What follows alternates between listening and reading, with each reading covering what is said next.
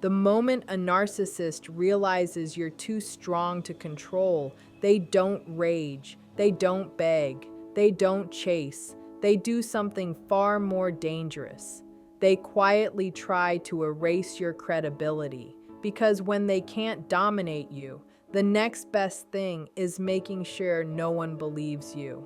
If this sounds familiar, pause right now, take a breath, and comment clear if you're done explaining yourself to people who benefit from misunderstanding you.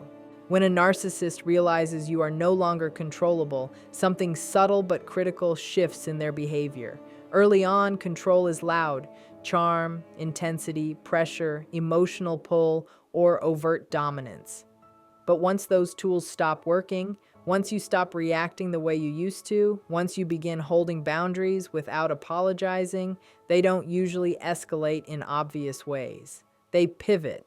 Direct control requires access to your emotions, and when that access closes, they move into indirect methods that operate behind the scenes. This is where things become quieter and more confusing. Instead of confronting you, they start managing the environment around you. They may reduce communication, change tone, or suddenly become vague and hard to pin down. This isn't maturity or growth, it's calculation. They are assessing where influence still exists and how to apply pressure without engaging you directly. Control shifts from interaction to perception. At this stage, the narcissist understands that arguing with you will expose them. You're more grounded, less reactive, and less willing to absorb blame. So rather than challenging your boundaries, they try to undermine the foundation those boundaries stand on: your credibility, your emotional stability, and your relationships with others. This allows them to retain a sense of dominance without risking direct rejection. What makes this phase so destabilizing is that it doesn't feel like abuse in the traditional sense. There's no shouting, no dramatic conflict, no obvious cruelty. Instead, there's distance, subtle distortion, and an atmosphere where you feel slightly off balance without knowing why. You may notice people responding to you differently, questioning your decisions, or hesitating around you. The narcissist hasn't attacked you.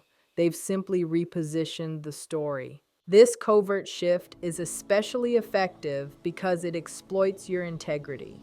You're tempted to clarify, to explain, to correct misunderstandings because truth matters to you. But every attempt to restore clarity pulls you back into the web they're trying to maintain.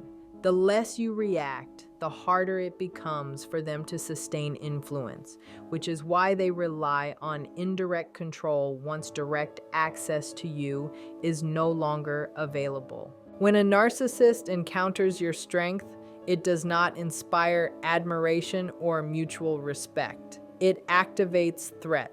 Strength, especially emotional strength, signals independence, discernment, and the ability to see patterns. For a narcissist, this is destabilizing because their sense of self depends on being superior, central, and unquestioned. Your strength doesn't make them want to rise, it makes them want to neutralize. What looks like confidence to you feels like exposure to them. They may initially praise your strength, framing it as something they love about you. But this admiration is conditional. It exists only as long as your strength serves them, as long as it translates into loyalty, emotional labor, or tolerance of mistreatment. The moment your strength begins to limit their access, challenge their narrative, or reduce their control, it stops being attractive and starts feeling dangerous. Insecurity is the engine underneath this shift. Narcissists operate from a fragile self-concept that requires constant reinforcement. When you no longer need their approval, when you stop shrinking to keep the peace, when you remain steady instead of reactive, it highlights what they lack: Your calm exposes their chaos. Your clarity exposes their manipulation. Rather than self-reflecting, they externalize that discomfort and assign it to you. This is why respect is not the outcome. Respect would require acknowledging your autonomy and accepting equality. Instead, they reinterpret your strength as defiance, ego, coldness, or superiority. Not because those labels are accurate, but because they restore the narcissist's internal balance. If you are the problem, they don't have to face their own inadequacy. You may notice subtle punishments begin at this stage. Affection becomes inconsistent, validation disappears, your achievements are minimized, your boundaries are treated as personal attacks. These reactions are not random. They are attempts to destabilize you emotionally so you'll return to a more manageable version of yourself. What's most revealing is that the stronger you become, the more covert their behavior grows. Open intimidation stops working, so they rely on erosion, slow, quiet, psychological pressure designed to make you doubt your footing. Your strength remains intact, but they hope your confidence in it won't.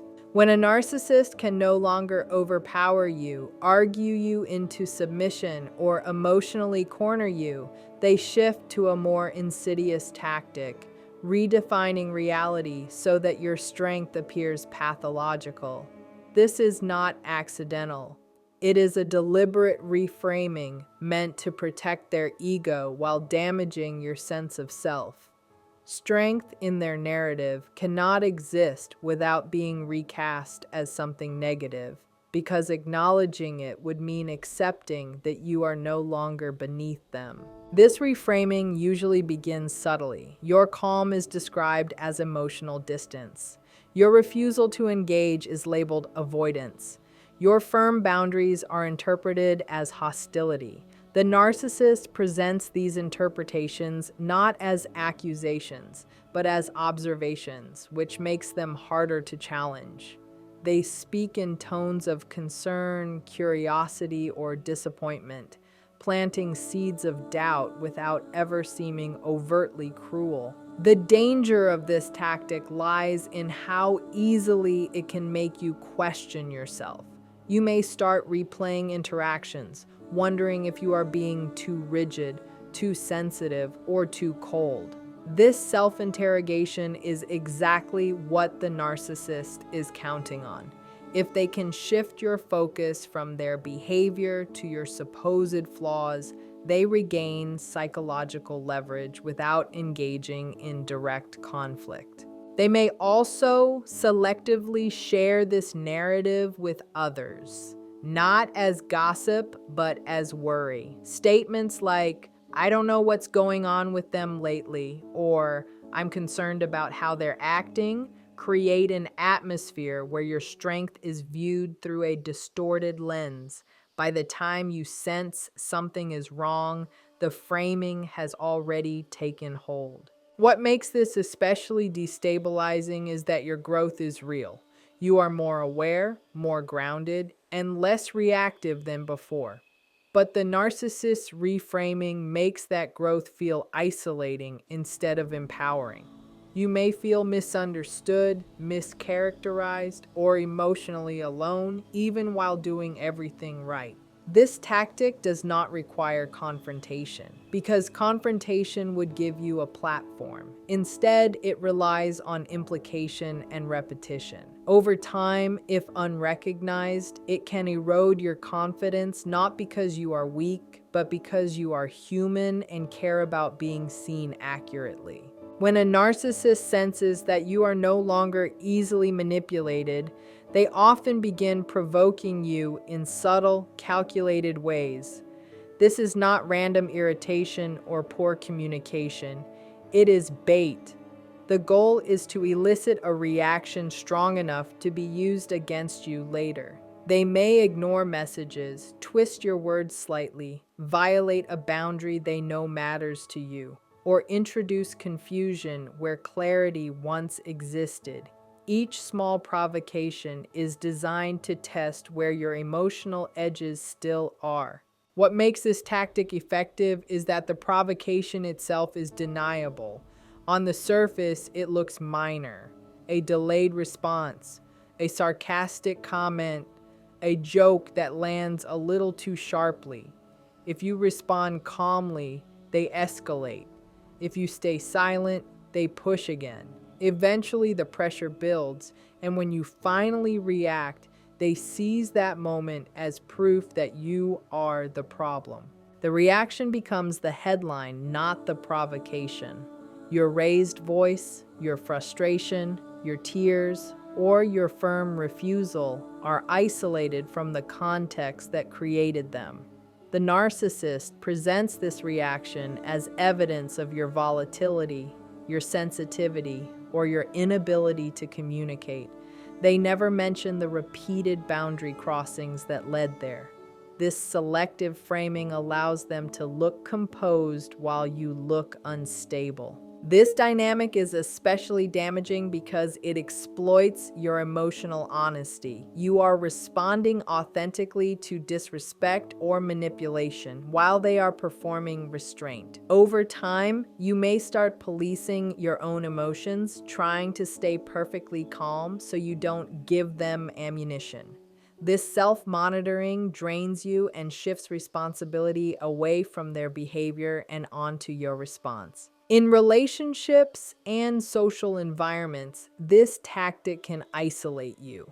Others may only witness the moment you finally react, not the slow erosion that preceded it. The narcissist relies on this imbalance of visibility. They understand that reactions are louder than patterns, and they weaponize that imbalance to protect their image. The deeper trap is that once you accept their framing, you begin doubting your right to react at all. You may feel guilty for expressing anger or hurt, even when those emotions are justified. That internalized doubt keeps you stuck, because the more you suppress yourself, the more control they regain without ever having to change their behavior. When a narcissist realizes they can no longer dominate you directly, they often shift their focus outward and begin pulling other people into the dynamic. This is not about connection or support, it is about control by proxy. Instead of confronting you, they attempt to influence how others see you, because shaping perception is safer than engaging someone who has grown stronger and more self-aware. This recruitment rarely looks aggressive. It is quiet, strategic, and wrapped in apparent concern. They may confide in friends, family members, co-workers, or even authority figures, framing themselves as confused, worried, or hurt. They speak carefully, offering just enough information to cast doubt on your stability or intentions without making explicit accusations. This allows them to appear reasonable while planting uncertainty in the minds of others. What makes this tactic especially effective is that it isolates you without overt conflict. You may notice subtle shifts in how people respond to you. Conversations feel cooler, questions feel loaded, support feels conditional. No one openly challenges you, but the energy has changed. The narcissist has succeeded in creating a social environment where you feel watched, evaluated, or misunderstood. This strategy also serves another purpose. It removes your ability to tell your own story. If you try to explain what's happening, you risk sounding defensive or reactive, which reinforces the narrative already circulating. The narcissist counts on this double bind. Silence makes you seem complicit, but speaking up makes you seem unstable. Triangulation also protects the narcissist from accountability. By dispersing the conflict across multiple relationships, they avoid direct exposure. If confronted, they can deny intent and claim they were simply seeking advice or support. Meanwhile, you are left dealing with the emotional fallout while they remain insulated and validated. This is deeply destabilizing because humans are wired for social belonging. When your credibility is quietly questioned, it can trigger self-doubt even if you intellectually know what's happening. You may start second-guessing your perceptions, your tone, or your boundaries, wondering how things became so distorted so quickly. The power of this tactic lies in its invisibility. There is no single conversation to point to, no clear accusation to refute, just a gradual erosion of trust around you, designed to pressure you back into compliance without the narcissist ever having to confront your strength directly. When a narcissist begins weaponizing concern, confusion, and worry, the manipulation becomes harder to detect because it is disguised as care. This is camouflage. Instead of criticizing you directly, they position themselves as someone who is simply trying to understand you, help you, or protect the relationship. The language shifts from accusation to uncertainty, which lowers your defenses and makes you more likely to engage. They may say they're confused by your behavior, that they're worried about you, or that they don't recognize you anymore.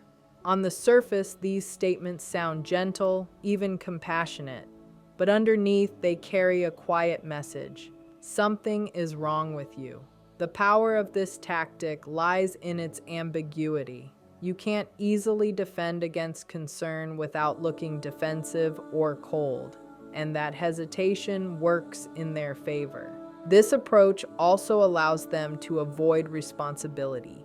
By framing the issue as confusion, they never have to name their behavior or acknowledge your boundaries. The focus shifts entirely onto your emotional state, your tone, your reactions.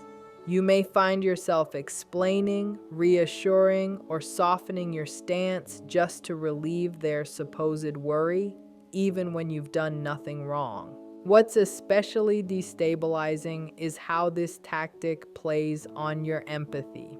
If you are emotionally aware and relationally invested, you don't want to be the source of someone else's distress. You may start questioning whether your boundaries are too harsh or whether your growth is hurting others. This self-questioning keeps you emotionally engaged and delays detachment. They may also use this concern publicly. Expressing worry about you to others makes them appear caring and reasonable, while quietly reinforcing the idea that you are unstable or struggling. If you push back, it's easy for them to say they were only trying to help. This creates a narrative where any resistance from you looks like denial rather than clarity. Over time, this tactic can erode your confidence not through attack, but through implication. You may begin to monitor your behavior, soften your truth, or suppress your instincts to avoid triggering concern. The narcissist doesn't need to control you directly anymore. They just need you to doubt yourself enough to keep explaining, reassuring, and shrinking, while they remain positioned as the calm, caring observer who is simply trying to make sense of you. When a narcissist consistently distorts your reality, the impact goes beyond confusion and moves into something far more destabilizing: self-doubt. This is where their strategy becomes most effective because it no longer requires their constant involvement. The erosion happens internally. You begin questioning your own perceptions, reactions, and memories, not because they are inaccurate, but because they have been subtly and repeatedly challenged. This doubt doesn't arrive all at once. It accumulates through small contradictions, dismissals, and reframes. You express a concern, and it's minimized. You recall an event, and it's reinterpreted. You describe how something made you feel, and the focus shifts to your tone or sensitivity.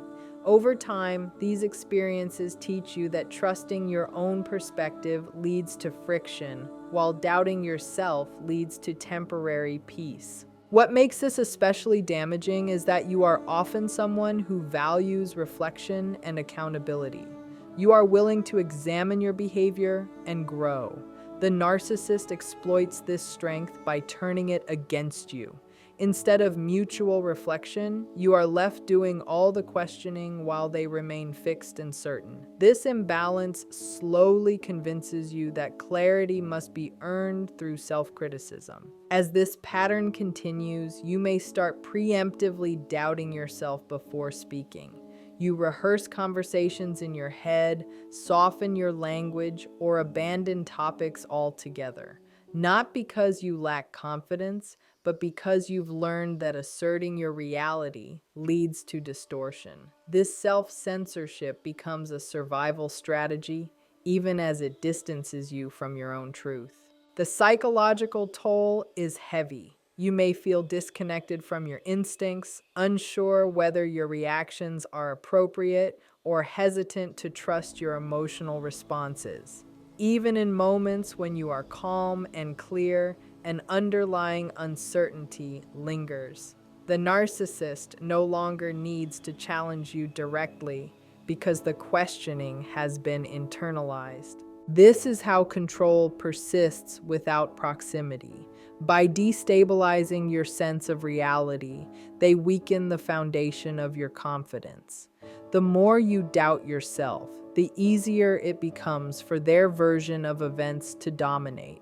And the more you search for external validation to confirm your experience, the further you drift from the grounded clarity that once made you strong. The moment you stop explaining yourself is the moment the entire manipulation structure begins to collapse.